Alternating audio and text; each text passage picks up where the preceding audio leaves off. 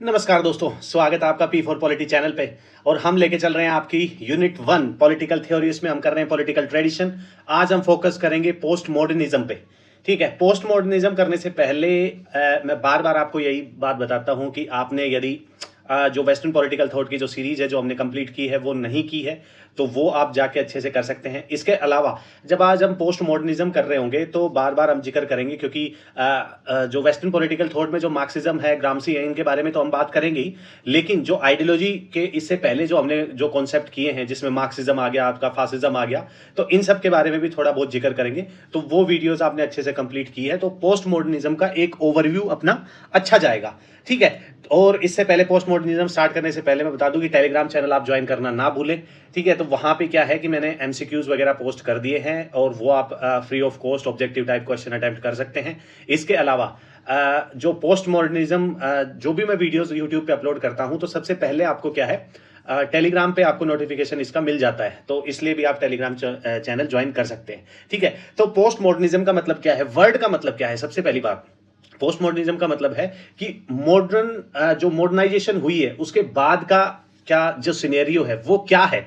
सबसे पहली बात तो हमें देखना पड़ेगा, हमें सबसे पहले ये चीज देखना पड़ेगा कि ट्रेडिशनल क्या होते हैं, ठीक है, मॉडर्निज्म क्या होता है, फिर हम समझेंगे पोस्ट मॉडर्निज्म के बारे में। ठीक है, तो सबसे पहले जब हमने वेस्टर्न पॉलिटिकल थॉट किया था तो आपको अच्छे से पता होगा कि सोक्रेटिस के टाइम पे क्या ये सारा जो कॉन्सेप्ट अपना चलेगा, ये हम देखेंगे कि एंशिएंट टाइम पे क्या धर्म को तवज्जो दी जाती थी या नहीं दी जाती थी। ठीक है, मध्यकालीन में जब वहां पे धर्म को कितनी तवज्जो दी जाती थी, फिर उसके बाद धीरे धीरे आपका जो साइंटिफिक जो टेम्पर है वो बढ़ने लगता है सोसाइटी में, और उसके बाद मॉडर्नाइजेशन जो स्टार्ट होती है साइंस के साथ, और उसके बाद जो पोस्ट मॉडर्नाइजेशन स्टार्ट होती है जिसमें साइंस पे भी संदेह किया जाता है। ठीक है, तो ऐसे हम देखेंगे। तो वेस्टर्न पॉलिटिकल थॉट में आपको एंशिएंट टाइम पे याद होगा सोक्रेटिस के बारे में जब हम बात करते थे तो वहां पे धर्म को ज्यादा तवज्जो नहीं दी जाती थी, वहां तवज्जो किसको दी जाती थी, रीजनिंग को ज्यादा तवज्जो दी जाती थी। कैसे, एक एग्जांपल से मैं आपको बताऊंगा कि जब हम एक वर्ड था टबुला रासा, इसका मतलब क्या है कि mind is a clean state, लेकिन सोक्रेटिस वहां पे क्या कहता था कि जो नॉलेज है ना वो आपके दिमाग पे ऑलरेडी प्रिंटेड है,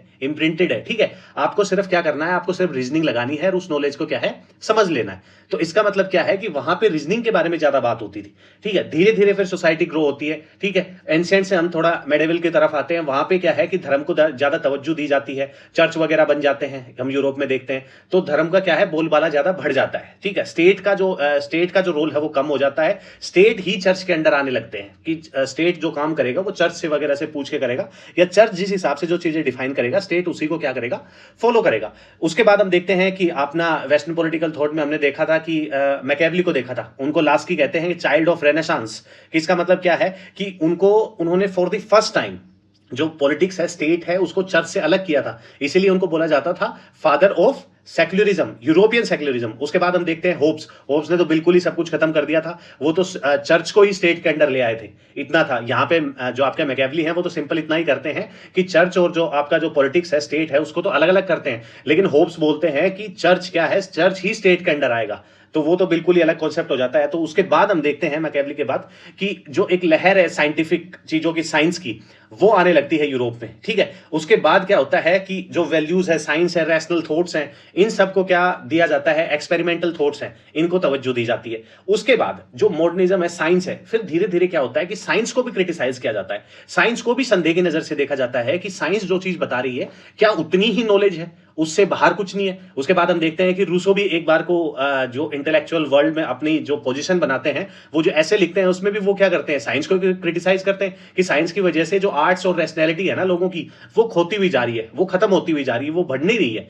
तो इसीलिए हम देखते हैं कि उसके बाद आपका क्या है, जो पोस्ट मॉडर्निज्म का जो दौर है हल्का हल्का वो अपना क्या है स्टार्ट होने लगता है। तो इन सब चीजों के बारे में हम देखेंगे कि जो बेसिक जो ट्रेडिशनलिस्ट मॉडर्निज्म और पोस्ट मॉडर्निज्म की जो थिंकिंग है उसमें क्या डिफरेंस है। तो ट्रेडिशनल इस वर्ड से आपको पता होगा कि जो ट्रेडिशनल वैल्यूज है, जब हमने कन्फ्यूशियस किया था, कन्फ्यूशियस आपने अच्छे से देखा होगा, तो वो ट्रेडिशनल वैल्यू पे ही फोकस करते हैं। ठीक है, तो ट्रेडिशनल का मतलब क्या है कि इनका सिर्फ जो धर्म हो गया, कल्चर हो गया, सोर्सेज हो गया, इसी पे फोकस्ड रहते हैं। लेकिन मॉडर्निज्म में धीरे धीरे क्या है, रीजनिंग हो गया, साइंस हो गया, रैशनल थॉट्स आपके आने लगते हैं। पोस्ट मॉडर्निज्म में क्या है कि ये क्वेश्चन करता है दोनों ही चीजों को, आपका both the text and there interpretation, कि हमने जो बुक्स पढ़ी हैं उनको किस हिसाब से व्याख्या की गई है, उनको एक्सप्लेन किया गया है, क्या वो सही है। और ये प्रमोट करता है आपका सब्जेक्टिव नॉलेज को प्रमोट करता है, मॉडर्निज्म आपका ऑब्जेक्टिव नॉलेज को प्रमोट करता है। तो ये आपका एक बड़ा डिफरेंस हो गया। जो सेकंड जो डिफरेंस है आपका, ट्रेडिशनलिस्ट आपका किस पे एस्टैब्लिश्ड अथॉरिटी करते हैं, आपका धर्म पे, जो ट्रेडिशनल वैल्यूज है, आपके कस्टम्स है, हेरिटेज है, उनको फॉलो करता है और उन्हीं पे क्या है अपनी जो बेसिकली जो अथॉरिटी है वो स्टैब्लिश करता है। सेकंड, यहाँ पे मॉडर्निज्म क्या करता है, वो अथॉरिटी को ही क्वेश्चन करता है, बट धीरे स्टिल वैल्यूज द इंटेलेक्चुअल, जो इंटेलेक्चुअल एलिट्स वगैरह हैं उनको अभी भी क्या है तवज्जो देता है। यहां पे क्या है कि पोस्ट मॉडर्निज्म में अथॉरिटी को तो चैलेंज किया ही जाता है, उसके बाद जो आपके इंटेलेक्चुअल हैं, जो आपको नॉलेज प्रोवाइड कर रहे हैं, साइंस में जो रूल रेगुलेशन देके गए हैं, उनको भी संदेह की नजर से देखा जाता है कि ये जो रूल रेगुलेशन साइंस के बता के गए हैं, क्या नॉलेज इतनी है, यूनिवर्स तो बहुत बड़ा है। तो स्केप्टिसिज्म का मतलब क्या है कि हर चीज को संदेह की नजर से देखना, भले ही वो साइंस ही क्यों ना हो। ठीक है, नेक्स्ट जो थर्ड पॉइंट आपका आता है कि इसमें आइडेंटिटी जो किस चीज के साथ ये टाई करते हैं, आपका कम्युनिटी और फैमिली के साथ टाई करते हैं। अब यहां पे क्या है आपका, मॉडर्निज्म में क्या होता है, पर्सनल एक्सपीरियंस पे ज्यादा चीजें फोकस हो जाती हैं। साइंस का मतलब क्या है कि एक्सपीरियंस करना, एक्सपीरियंस करके चीजों को देखना, ठीक है, उसके बाद उनको क्या करना, एक्सेप्ट करना। अब यहां पे क्या है कि ये जो पोस्ट मॉडर्निज्म है ना, ये आपका पर्सनल एक्सपीरियंस को भी क्या करता है, जो संदेह की नजर से देखता है और हाईलाइट करता है फ्रेगमेंटेड जो आइडेंटिटीज। इसका मतलब यह है, यही है कि जो एक सिंगल थॉट है, जैसे मान लो एक ही दवाई है, उससे सभी दवाइयों का जो सभी बीमारियों का क्या है इलाज हो जाता है। यहां पे क्या है, पोस्ट मॉडर्निज्म क्या कहता है कि ऐसा नहीं है कि एक ही दवाई से क्या होगा, सभी बीमारियों का इलाज हो जाएगा। एग्जाम्पल के तौर पे लेके चलते हैं, ठीक है, मार्क्सिज्म के किसी थिंकर से आप पूछते हो कि जो रोल है सोसाइटी में, वो सोसाइटी में जो औरतों का रोल है, तो भी वो क्या कहेंगे कि कैपिटलिज्म की वजह से है। और कैसे ठीक होगा, औरतों की जो कंडीशन है सोसाइटी में वो कैसे ठीक होगी, वो कम्युनिज्म लेके आना पड़ेगा।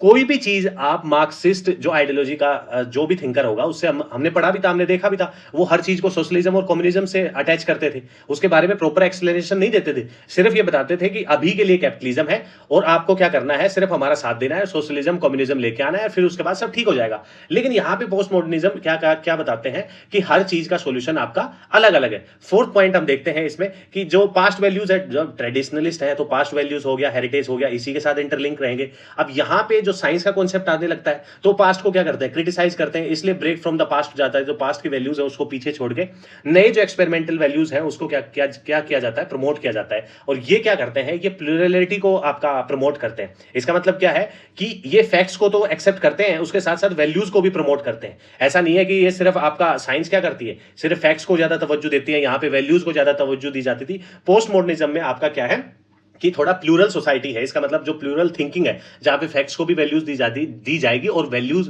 जो फैक्ट्स और वैल्यूज को दोनों को ही क्या है पैरेलल लेके चला जाएगा। ठीक है, जो पोस्ट मॉडर्निज्म जो सिस्टम है आपका, जो जिस हिसाब की जो थिंकिंग आइडियोलॉजी है, ये आपकी फ्रांस से स्टार्ट होती है, जिसमें मेन जो थिंकर आपके तीन आते हैं, जिसमें आपका जीन लियोटार्ड हो गया, नेक्स्ट जो आपका दरिदा हो गया, और आपका थर्ड जो हो गया मिशेल फूको। वैसे तो पोस्ट मॉडर्निज्म के फादर माने जाते हैं नीत्शे। नीत्शे ने क्या किया था, स्केप्टिसिज्म से भी आगे बढ़ के नाइलिज्म दे दिया था। स्केप्टिसिज्म का मतलब तो इतना ही है कि भाई कोई चीज आपको बताई जाए, आप उसको संदेह की नजर से देखें और संदेह की नजर से उसको क्या करें, एक बार चेक करके देखें कि क्या ऐसा है सामने वाला जो बता रहा है, उसके बाद हम एक्सेप्ट करेंगे। नाइलिज्म का मतलब क्या है कि स्केप्टिसिज्म का भी बाप, ठीक है, वो हर चीज को ही रिजेक्ट कर देता है। जो हर्ड मेंटेलिटी हो गया कि मान के चलो आप सिंपल सा, यदि नीत्शे के हिसाब से सोचा जाए तो हम किसी को गुरु बोलते हैं तो वो भी चीज गलत है। इसका मतलब क्या है कि आप क्या है अपनी नॉलेज को लिमिट कर रहे हो। ठीक है, किसी को आप गुरुजी बोलते हो तो इसका मतलब क्या है कि वो सुप्रीम है, आप क्या है, आप उसकी वैल्यू, उसकी जितनी नॉलेज है वहां तक आप रीच ही नहीं कर पाओगे।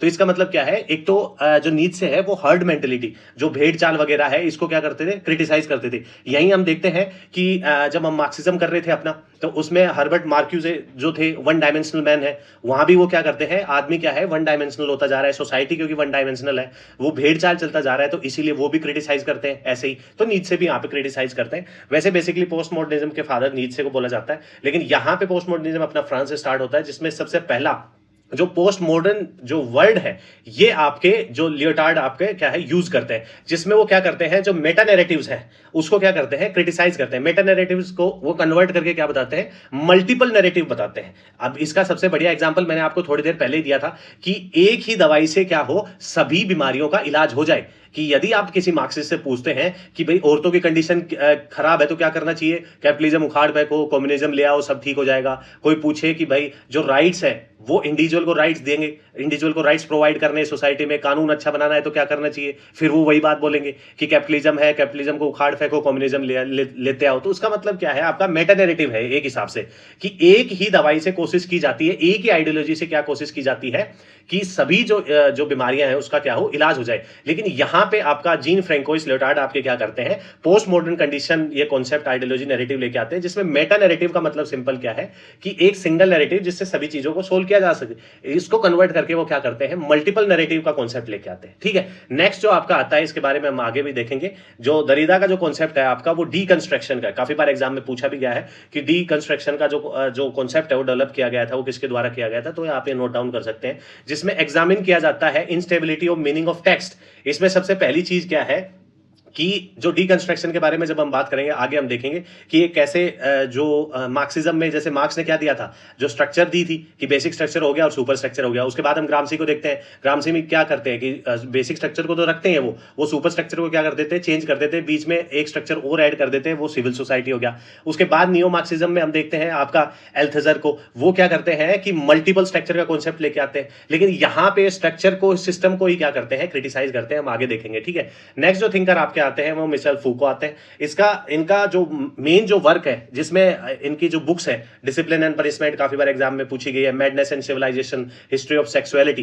ठीक है, इसमें बेसिकली ये क्या करते हैं सोसाइटी के बारे में बात करते हैं, नॉलेज को क्या करते हैं नॉलेज को पावर के बराबर रखते हैं। जब काफी बार आपने ये कोट देखा होगा, स्टेटमेंट देखी होगी कि नॉलेज इज पावर, ये किसने कही थी, ये आपके फ्रांसिस बेकोन ने कही थी। ठीक है, लेकिन यहीं पे आपके मिशेल फूको क्या करते हैं कि आपका पावर इज एवरीवेयर, ये आपकी क्या है ये स्टेटमेंट आपकी मिशेल फूको की है, जहां पे पावर और नॉलेज को क्या रखते हैं इक्वल रखते हैं कि नॉलेज और पावर आपकी क्या है इक्वल है, और जो पावर है ना वो क्या है वो सब जगह है। ठीक है, लेकिन यहीं पे आपसे सिंपल ये पूछा जाए कि नॉलेज इज पावर, तो ये स्टेटमेंट आपकी किसकी है फ्रांसिस की है, तो ये आपको ध्यान रखना है। ठीक है, नेक्स्ट अब देखते हैं कि जो एवोल्यूशन है पोस्ट मॉडर्निज्म का, ऐसा तो नहीं है कि भाई एकदम से इवोल्व हो गया मॉडर्निज्म के बाद एकदम ही पोस्ट मॉडर्निज्म आपका इवोल्व हो गया।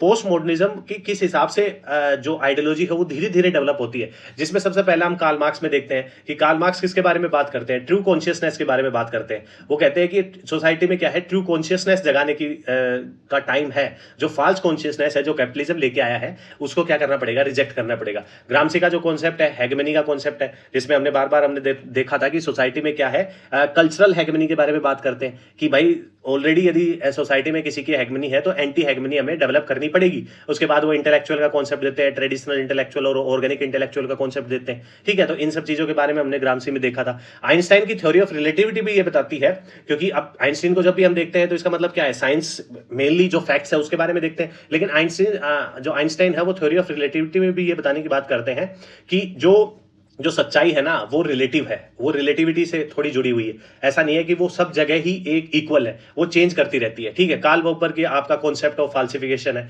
जिसमें भी हमें पोस्ट मॉडर्निज्म का जो झलक है वो दिखती है। थॉमस कुन का जो बुक है इनकी स्ट्रक्चर ऑफ साइंटिफिक रेवोल्यूशन, इसमें भी पोस्ट मॉडर्निज्म की एक झलक हमें दिखाई देती है। नीचे के बारे में जब भी हम बात कर रहे हैं इस टॉपिक बेसिकली इस वीडियो में यदि हम नीचे के बारे में बात करें तो टॉपिक तो एक साइड हो जाएगा, नीचे अकेले में ही इतना बड़े कॉन्सेप्ट है कि इनके लिए एक स्पेशल वीडियो में लेके आऊंगा नीचे के ऊपर। ठीक है, लेकिन नीचे को बोला जाता है फादर ऑफ पोस्ट मॉडर्निज्म। सबसे पहले ये कॉन्सेप्ट अपना देते हैं गॉड इज डेड। इसका मतलब क्या है कि आज की सोसाइटी में क्या है कि कोई भी आपको मोरालिटी और इमोरालिटी के बारे में बताने वाला नहीं है। क्यों? क्योंकि गॉड क्या है डेड हो चुका है। सबसे पहले तो इनके जो जन्म था उसके टाइम पे इनके फादर, मैंने लास्ट वीडियोस में भी बताया कि इनके फादर पादरी थे। ठीक है, वो काफी चर्च में रहते थे और काफी भगवान की प्रेयर वगैरह करते थे, लेकिन उनकी जो डेथ है वो बहुत ही भयावक होती है। ठीक है, उसको देखते हैं नीचे कि एक आदमी इतना पूजा पाठ करने वाला चर्च में, ठीक है, प्रेयर करने वाला, उसकी इतनी बुरी तरह मौत होती है, तो इसका मतलब भगवान नहीं है। तो एक तो इनके बचपन जो चाइल्डहुड होता है उसमें ये चीज इंपैक्ट पड़ती है उसका, इसलिए भी ये बोलते हैं कि गॉड क्या है, गॉड इज डेड, कि भगवान नहीं है। ठीक है, means there is no ultimate truth, कि ऐसा नहीं है कि एब्सोल्यूट ट्रूथ है कुछ भी, कि भगवान मर चुका है, आपको कोई भी मोरल इमोरल बताने वाला नहीं है। उसके बाद वो कॉन्सेप्ट अपना देते हैं विल टू पावर। इसका मतलब यही है कि आप कुछ भी करते हैं उसमें क्या है कि पावर ही क्या है, मेन फोर्स है। यहां पे बार बार बात की जाती है पावर की। मिसाल फूको का जब हमने देखा था कि वो पावर और नॉलेज को क्या रखते हैं, इक्वल रखते हैं, इसीलिए वो कहते हैं कि power is everywhere, it means even knowledge is phenomenal power. तो यहां पे भी नीचे इसी के बारे में बात करते हैं कि जितनी नॉलेज आपके पास होगी, ठीक है, नॉलेज को ही इक्विवेलेंट आपका नीचे क्या कर देते हैं, आपका पावर के इक्विवेलेंट रख देते हैं। तो नीचे जब भी आता है तो गॉड इज डेड का कॉन्सेप्ट उनका निकल के आता है, और विल टू पावर का जो कॉन्सेप्ट है वो भी आपका नीचे से निकल के आता है। तो ये दोनों आप नोट डाउन कर सकते हैं, आपसे एग्जाम में काफी बार पूछा गया है। ठीक है, पोस्ट स्ट्रक्चरलिज्म के बारे में जब हम बात करते हैं तो इसमें जो सबसे पहला जो मैंने आपको बताया था कि बाद में डिस्कस करते हैं, दरिदा का जो कॉन्सेप्ट है डीकंस्ट्रक्शन का, ठीक है, डायरेक्ट एग्जाम से आपसे ये वर्ड देके पूछा जाता है। ठीक है, इसमें क्या है कि according to structuralism there is a foundation और बेस। इसका मतलब क्या है कि मैंने आपको बताया था कि मार्क्सिज्म मार्क्स क्या देता है कि वो बेस ही प्रोवाइड करता है कि बेस क्या है, आपका बेस मॉडल है, और सुपर स्ट्रक्चर आपको याद होगा अच्छे से, ऐसे सुपर स्ट्रक्चर मैंने आपको बना के दिखाया था कि ये बेस स्ट्रक्चर है जिसमें इकोनॉमिक स्ट्रक्चर है, प्रोडक्शन का कॉन्सेप्ट है, और जो सुपर स्ट्रक्चर है वहां पे क्या है, आपका स्टेट हो गया, रिलीजन हो गया, एजुकेशन सिस्टम हो गया, सोसाइटी होगी, फैमिली होगी, ये सब आ जाता है। ठीक है, तो लेकिन यहाँ पे क्या है, अकॉर्डिंग टू मार्क्स, ये मार्क्स आएगा यहाँ पे, economic structure is the basic structure, उसी के बारे में बात करता है। उसके बाद हम ग्रामसी को देखते हैं, तो ग्रामसी क्या करता है कि यहाँ पे बेसिक स्ट्रक्चर को तो वो नहीं छेड़ते हैं, लेकिन सुपर स्ट्रक्चर के दो पार्ट कर देते हैं, जिसमें बीच में ऊपर तो आपका स्टेट आ गया और यहां पे क्या है, सिविल सोसाइटी लेके आते हैं वो। ठीक है, सिविल सोसाइटी के बाद वो बताते हैं कि ट्रांसपेरेंट स्टेट का कॉन्सेप्ट देते हैं, ओपेक स्टेट का कॉन्सेप्ट देते हैं, तो आप ग्राम से जाके देख सकते हैं, उसमें आपको अच्छे से समझ में आ जाएगा। उसके बाद वो बताते हैं कि ट्रेडिशनल इंटेलेक्चुअल और आपका ऑर्गेनिक इंटेलेक्चुअल का कॉन्सेप्ट देते हैं। तो ये सब चीजें हमने ग्रामसी में देखी थी। तो यहां पे अकॉर्डिंग स्ट्रक्चरलिज्म का जो वर्ड है, इसी से आपको पता लग रहा होगा कि कोई ना कोई स्ट्रक्चर बताई जा रही है सोसाइटी की। ठीक है, लेकिन यहां पे आपका पोस्ट स्ट्रक्चरलिज्म क्या कहता है कि कोई भी बेसिक स्ट्रक्चर नहीं है, सब कुछ क्या है, बॉटमलेस है। ठीक है, तो इसका मतलब क्या है कि वो हर एक कॉन्सेप्ट जो पास्ट में दिया गया है उसको स्केप्टिसिज्म की नजर से देखता है, और वो बताता है कि आपके जो ये स्ट्रक्चर वगैरह के कॉन्सेप्ट दिए जा रहे हैं ये सब बकवास है, सब कुछ क्या है, आपका बॉटमलेस है, किसी का कोई बेस नहीं है। ठीक है, तो पोस्ट स्ट्रक्चरलिज्म में आपका यही है, इसका मतलब यही है कि डीकंस्ट्रक्शन हो रही है, डिस्ट्रक्शन नहीं हो रही, डीकंस्ट्रक्शन हो रही है, कि जो चीजें पास्ट में बताई गई है उनको दोबारा डीकंस्ट्रक्शन करना पड़ेगा। इसका मतलब ये बताने की बात की जा रही है कि जो सोसाइटी की जो स्ट्रक्चर, मार्क्सिज्म आपका फिर ग्रामसी हो गया, नियो मार्क्सिज्म में एल्थजर हो गया, तो ये सब मल्टीपल स्ट्रक्चर के बारे में बात करते हैं। उसका बेस तो वो रखते हैं, कभी भी कोई स्ट्रक्चर के बारे में बात करेगा तो बेस के बारे में तो बात करेगा ही, तो किसी भी स्ट्रक्चर की बेस बहुत जरूरी होती है, लेकिन यहाँ पे बेस का कॉन्सेप्ट ही उड़ा देते हैं पोस्ट स्ट्रक्चरलिज्म में दरिदा। ठीक है, डीकंस्ट्रक्शन का कॉन्सेप्ट लाके वो बताते हैं कि एवरीथिंग क्या है, एवरीथिंग इज बॉटमलेस। इसके बाद वो बताते हैं कि दरिदा प्रपोज करते हैं active reading, which means go for deconstruction. Active reading means rejection of Meta narrative. Active reading का मतलब यही है कि रिजेक्शन करना मेटा नैरेटिव्स का। मेटा नैरेटिव वर्ड्स का मतलब यही है कि मैंने पहले भी आपको एग्जांपल दिया है कि एक ही दवाई से क्या है, सभी रोगों का इलाज। ठीक है, कि फिर मैंने वही एग्जांपल दिया था आपका मार्क्सिज्म का, कि मार्क्सिस्ट जो थिंकर है उनसे आप किसी भी चीज के बारे में पूछोगे तो वो सिर्फ एक ही चीज बताएंगे कि कारण है कैपिटलिज्म, और यदि इसको मिटाना है तो हमें क्या लाना पड़ेगा, कम्युनिज्म लेके आना पड़ेगा। तो ये क्या हो गया, एक टाइप का मेटा नैरेटिव हो गया कि कोई भी चीज पूछो हर चीज का कैपिटलिज्म है, कोई भी चीज पूछो हर चीज का कारण कैपिटलिज्म है, और सॉल्यूशन पूछो तो हर चीज का ही सॉल्यूशन आपका क्या है, कम्युनिज्म है। तो ये क्या हो गया, मेटा नैरेटिव हो गया। ये बात करते हैं यहां पे दरिदा बात करते हैं कि मेटा नैरेटिव ना लाके आपको क्या करना पड़ेगा, मल्टीपल नैरेटिव लाना पड़ेगा। जो टेक्स्ट है ना, to look into multiple meaning of the text. Text का मतलब क्या है कि कोई भी बुक है आपका, कोई भी बुक है मान लो, उसकी कैसे एक्सप्लेनेशन की गई है।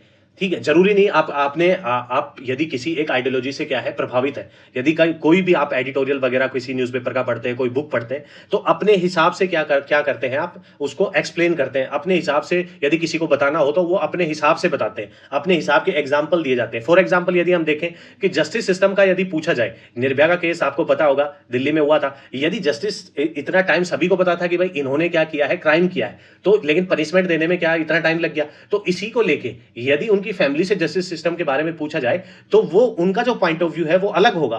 ठीक है, आपने वो चीजें एक्सपीरियंस नहीं की, तो जस्टिस सिस्टम के लिए आपका ऐसा हो सकता है कि आपका पॉइंट ऑफ व्यू अलग हो। ठीक है, यदि आपका कोई एक पर्टिकुलर आपने एग्जाम दिया है, वो जो एग्जाम है वो कोर्ट तक पहुंच गया है। ठीक है, एग्जाम में क्या है कि एक ही दिन में तुरंत आपका क्या आ जाता है, जो कोर्ट अपनी वर्डिक्ट दे देती है और आप क्या है ज्वाइनिंग कर जाते हैं, तो आपका जो माइंडसेट है वो जस्टिस सिस्टम के लिए पॉजिटिव हो जाएगा। यहीं पे किसी वजह से आपका जो डिसीजन है एग्जाम का वो डिले हो जाता है 1 साल तक, तो वहीं पे आप जस्टिस सिस्टम को क्या है गाली देने लग जाओगे। तो वो एक्सपीरियंसेस आपके इन्वायरमेंट के हिसाब से क्या है वो चेंजेस होता रहता है, आपके जो ओपिनियन है वो चेंज होते रहते हैं। तो इसीलिए यहाँ पे दरीदा बात कर रहे हैं कि रिजेक्ट करते हैं मेटा नैरेटिव्स को, और वो कहते हैं कि हर एक टेक्स्ट का, हर एक बुक का, हर एक कॉन्टेक्स्ट का, यदि कोई वर्ड भी है उसका मीनिंग क्या होना चाहिए, उसके मल्टीपल मीनिंग होते हैं, और उस मल्टीपल मीनिंग को क्या है हमें क्या है अंडरस्टैंड करना पड़ेगा। ऐसा नहीं है कि भाई पास्ट में हमें किसी ने बता दिया तो वही चीज क्या है सही है। पोस्ट मॉडर्निज्म का मतलब है स्केप्टिसिज्म, ठीक है, लेकिन नीच से इसको क्या है, जो पोस्ट मॉडर्निज्म है नीच से इसको बहुत आगे तक लेके जाते हैं। तो स्केप्टिसिज्म का भी यदि कोई बाप पूछे आपसे तो वो नाइलिज्म हो जाता है। तो जो बेसिक जो डिफरेंस होता है स्केप्टिसिज्म और नाइलिज्म वर्ड में, स्केप्टिसिज्म में क्या है कि आपको कोई भी चीज बताई जाती है तो इसका मतलब यही है कि आप एक बार उस चीज को क्रॉस चेक करते हैं कि ठीक है एक बार देखते हैं कि क्या ये जो बता रहा है कि ये जो फैक्ट है ये सही है या नहीं है। ठीक है, तो उसके बाद आप क्या करते हैं उसको एक्सेप्ट कर लेते हैं। ये तो हो गया स्केप्टिसिज्म का प्रोसेस। नाइलिज्म का मतलब क्या है कि नाइलिज्म का मतलब है कि आपसे कोई भी चीज बताई जाए तो आप क्या कर दोगे, रिजेक्ट कर दोगे। आपको ये बताया जाए कि भाई न्यूटन ने ये लॉ दिए थे, आप रिजेक्ट कर दोगे, सब बकवास है। ठीक है, मैं न्यूटन को क्यों फॉलो करूं, मैं पहले खुद एक्सपीरियंस करूंगा, ठीक है, उसके बाद देखूंगा कि अलग लॉज निकल के आते हैं या कुछ भी। हर एक चीज को जो मेंटेलिटी ऐसी बनाए आपकी कि आपको कोई चीज फॉलो करनी पड़े। फॉलो का मतलब है हर्ड मेंटेलिटी, उसका मतलब है भेड़ चाल, जहां आपको बता दिया जाए वहीं आप चलते जा रहे हो, तो उसको बोला जाता है नाइलिज्म की। हर एक कॉन्सेप्ट को आप क्या करें, रिजेक्ट कर दें। ठीक है, तो वो नीचे लेके आते हैं, नीचे के बारे में हम एक पर्टिकुलर टॉपिक लेके आएंगे। तो आशा करता हूं जो पोस्ट मॉडर्निज्म के जो थिंकर है, 3 जो फेमस है उसके साथ नीचे हो गए, उनके जो मेन जो कॉन्सेप्ट्स हैं, बुक्स हैं, वो आपको अच्छे से समझ में आ गई होंगी। लेकिन ऐसा नहीं है कि जो पोस्ट मॉडर्निज्म है अपना टॉपिक यहीं पे खत्म हो जाता है। नेक्स्ट जो वीडियो आएगी वो आपकी स्टेट पे आएगी, थ्योरी ऑफ स्टेट पे आएगी। ठीक है, इसके बाद भी हम जो पोस्ट मॉडर्निज्म के बारे में जिक्र करते रहेंगे, तब आपको ये अच्छे से समझ में आएगा। लेकिन नेक्स्ट वीडियो जो आपकी थ्योरी ऑफ स्टेट है उसमें भी हम इन सब के चीजों के बारे में बात करते रहेंगे। लेकिन मैं बार बार आपसे यही गुजारिश करता हूं कि यदि आपने जो आइडियोलॉजी के जो पहले जो हमने किए हैं इसमें थ्योरीज का, ये भी आप देखें, मार्क्सिज्म वगैरह, फासिज्म वगैरह, फेमिनिज्म वगैरह, तो इन सभी को देख लें। लेकिन वेस्टर्न पॉलिटिकल थॉट की जो सीरीज है वो आप अच्छे से कवर कर लें, तब जाके हर चीज का आपका कॉन्सेप्ट अच्छे से क्लियर होगा। क्योंकि वो चीजें करने के बाद आपका क्या है कि हर एक कॉन्सेप्ट ईजी हो जाता है। इसमें भी हमने देखा कि हम मार्क्स के बारे में बात कर रहे हैं, ग्रामसी के बारे में बात कर रहे हैं, एल्थेजर के बारे में बात कर रहे हैं, उनकी जो स्ट्रक्चर उन्होंने दी थी सोसाइटी की उसके बारे में बात कर रहे हैं, बेस मॉडल के बारे में बात कर रहे हैं। ठीक है, हमने जो वर्ड है तबुला रासा उसके बारे में बात की। तो जहां तक है कि ये जो कॉन्सेप्ट है सोक्रेटिस से जुड़ा हुआ है, आपका जॉन लॉक से जुड़ा हुआ है, वो टबुला रासा को अलग हिसाब से एक्सप्लेन करते हैं, तो ये सब हमने उसमें किया हुआ है। ठीक है, तो वो आप अच्छे से कर ले, तब ये कॉन्सेप्ट आपका ओवरव्यू इसको अच्छे से आपको मिल जाएगा। तो आशा करता हूं ये कॉन्सेप्ट आपको थोड़ा बहुत समझ में आ गया होगा। यदि आपको ऐसा लगता है कि आपको ये कॉन्सेप्ट अच्छे से समझ में आया है, मैंने अच्छे से समझाया है, तो कमेंट बॉक्स में यस लिखें। और यदि आपको लगता है कि कंटेंट को और बढ़ाया जा सकता है और जो क्वालिटी है वो बढ़ाई जा सकती है, तो कमेंट बॉक्स में अपना फीडबैक जरूर दें। तो अपने एग्जाम की तैयारी अच्छे से करते रहें। All the very best, thank you.